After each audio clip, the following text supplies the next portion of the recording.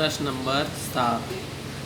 यदि भाजक 3x घात 2 माइनस 2x प्लस 2 भागफल x प्लस 1 शेषफल 3 है तब भाज्य बताइए।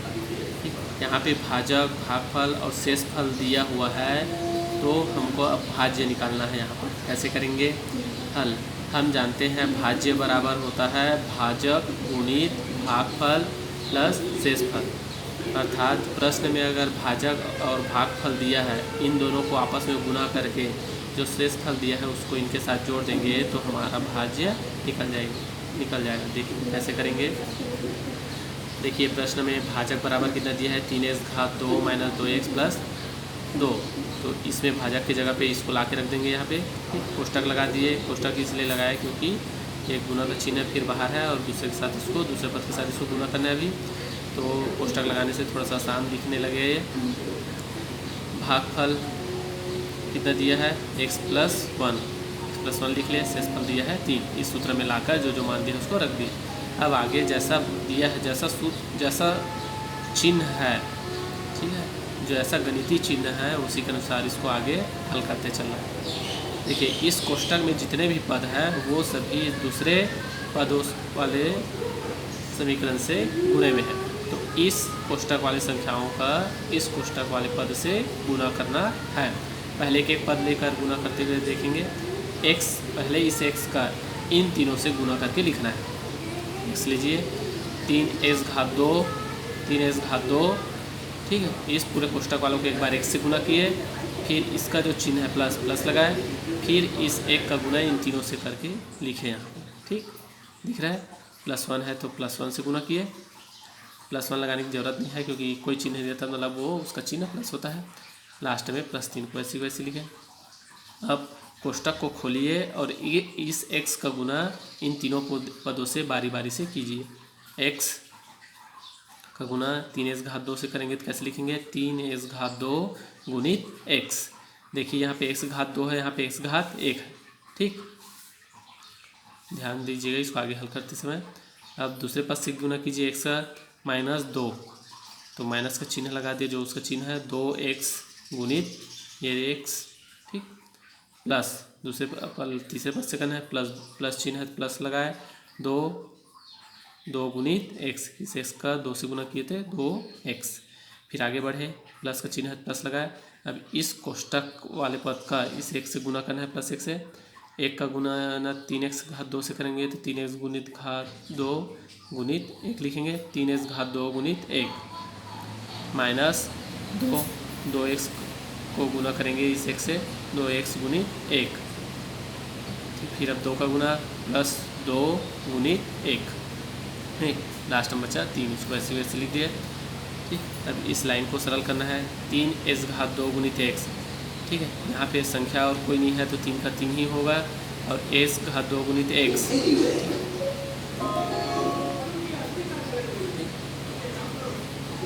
x घात 2 है, यहाँ पे x घात 1 है। जब सेम आधार वाले पद, मतलब सेम पद आपस में गुना में हो तो उसे घात क्या है जुड़ जाते हैं।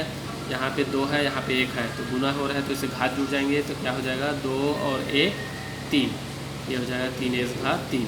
अब अगले पद में आएंगे -2 गुणित 2x गुणित 2 अकेला है यहाँ पे और कोई संख्या नहीं दिख रहा है, मतलब 1 है।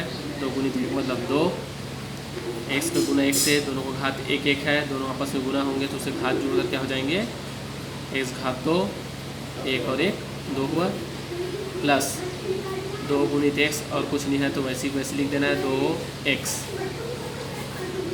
3x घात 2 गुणित 1 का गुना किसी के साथ हो तो वैसे हो जाता है, वैसे ही रहता है।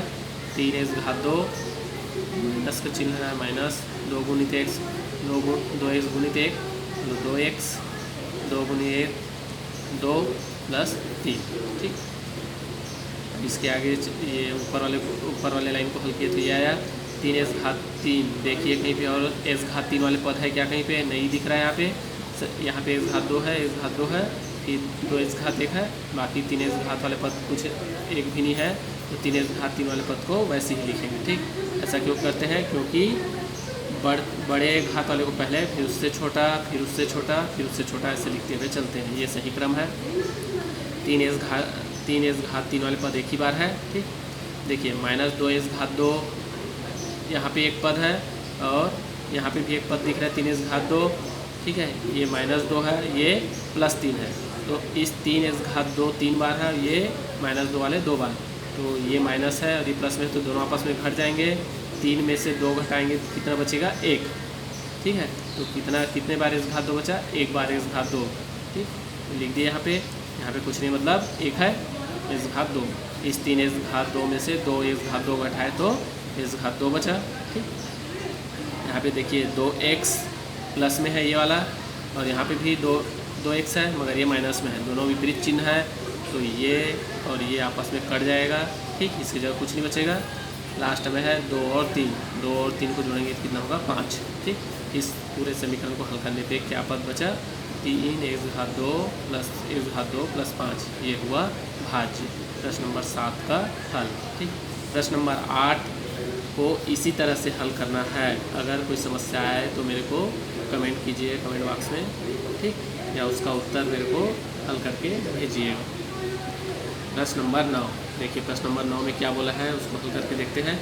सिद्ध कीजिए कि बहुपद 4 एस घात 3 प्लस 3 एस घात 2 प्लस 2x माइनस 9 को x माइनस 1 से भाग करने पर शेषफल 0 है।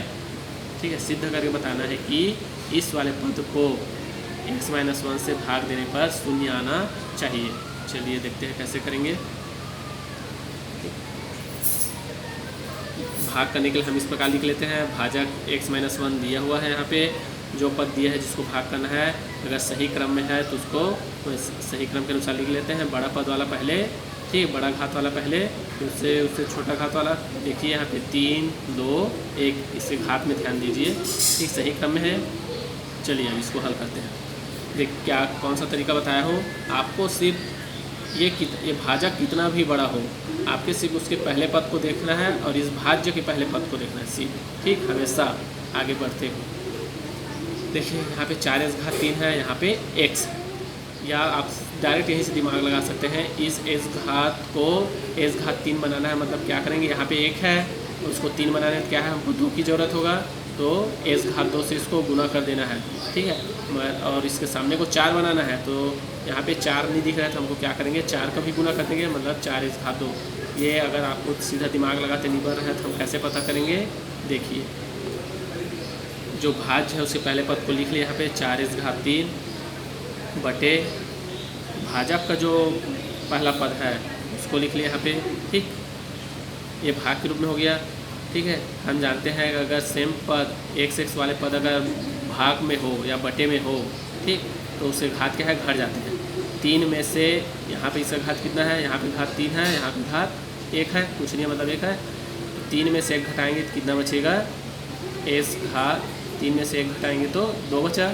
ठीक, यहाँ पे 1 है, ठीक है, कुछ नहीं मतलब यहाँ पे 1 है, इस पद के सामने कोई संख्या है 1 और इस पद के सामने संख्या है 4।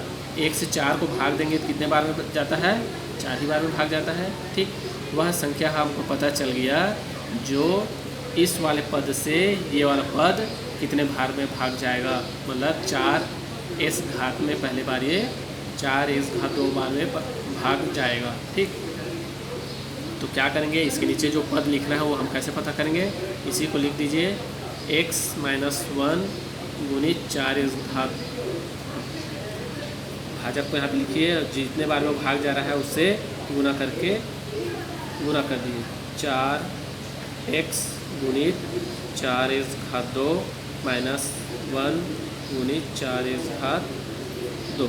ठीक, एस गुणित 4 एस घात 2 गुना करेंगे क्या हो जाएगा, इससे सामने संख्या कोई संख्या है, हाँ 1 है, 1 का गुना 4 से करेंगे तो 4 होगा।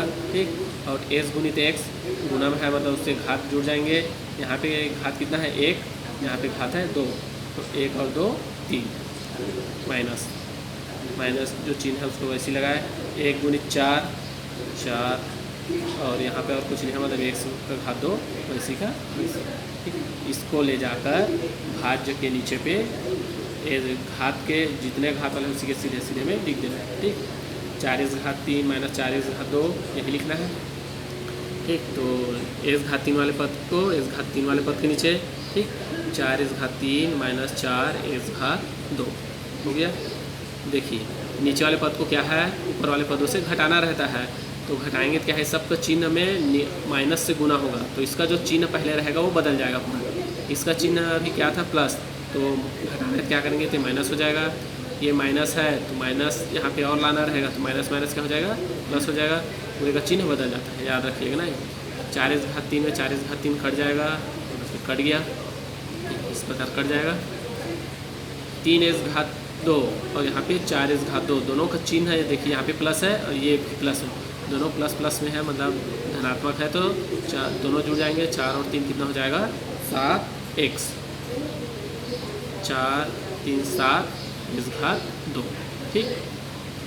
बाकी पद वालों का कुछ नहीं हो तो उसको वैसी वैसी नीचे ला के लिख देना है, 2x माइनस 9, ठीक, ये हो गया। अब आगे कीजिए 7 एक्स घात 2, 7 एक्स घात 2 इस x से कितने बार में भाग जाएगा वाला पद हमको पता नहीं चल पा रहा है, देखते ही, ठीक है। तो यहाँ पे संख्या 1 है, 1 से 7 कितने बार में जाता है, 7 बार में भाग जाता है, ठीक। और इस x घात 1 को x घात 2 बनाना है, क्या करेंगे, हमको 1x की ज़रूरत रहेगा, मतलब 1x से उसको गुना करेंगे, तब ये x घात 2 हो जाएगा। इस प्रकार करना है। इसके पहले पद को ले लीजिए, इस वाले का 7x घात 2 और इस भाज्य का पहले पद x घात 2 में से इसका 1 घटेगा कितना हो जाएगा, 2 में से 1 घटा, x पहले लिख लिए, 1 आएगा, 2 में से 1 घटा, ठीक। यहाँ पे कुछ नहीं है, मतलब 1 है, ठीक। 1 से 7 कितने बार में जाएगा, 7 बार में भाग जाएगा, ठीक। अभी 7 एक्स घात 2 का गुना कर देना है, x माइनस 1 गुनी 7 एक्स, ठीक। अब उसको वैसे वैसे गुना करके लिखना है सीधा, मैं सीधा गुना कर दे रहा हूँ, आप लोग इसको ध्यान से कर लीजिएगा। 7 एक्स का 1 से गुना करेंगे कितना हो जाएगा, एक्स घात 2, 7 एक्स का माइनस 1 से गुना करेंगे तो हो जाएगा माइनस 7 एक्स, ठीक। इसको वहाँ पे ले जाके लिख दीजिए, माइनस 7 एक्स घात 2, ठीक, माइनस 7 एक्स घात 2 माइनस 7 एक्स। इस पद का पूरे चिन्ह बदल जाएगा, ये प्लस था तो माइनस हो जाएगा, माइनस है तो प्लस हो जाएगा, ठीक। अब घटा दीजिए, 7 एक्स घात 2 में 7 एक्स घात 2 घटाएंगे तो पूरा कट जाएगा, ठीक। 2x, अब नीचे क्या है 7x, दोनों का चिन्ह प्लस प्लस है, समान चिन्ह है, तो दोनों जुड़ जाएंगे, 7 और 2 जुड़ेगा तो 9x का x, ठीक। 9x, इस माइनस 9 को कुछ नहीं है तो उसको वैसी वैसी नीचे ला के रख दीजिए। अगला पद है, ठीक, 9x माइनस 9।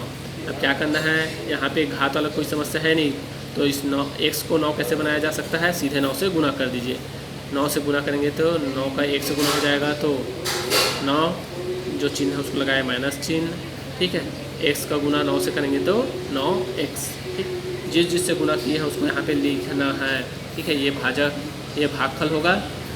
पहले 4 एक्स घात 2 से गुना किए थे इसको, तो ये आया, फिर दूसरे में 7 एक्स से गुना किए तो ये आया, तीसरे पद में क्या किए, इसको 9 से गुना किए तो 9x माइनस 9 आया।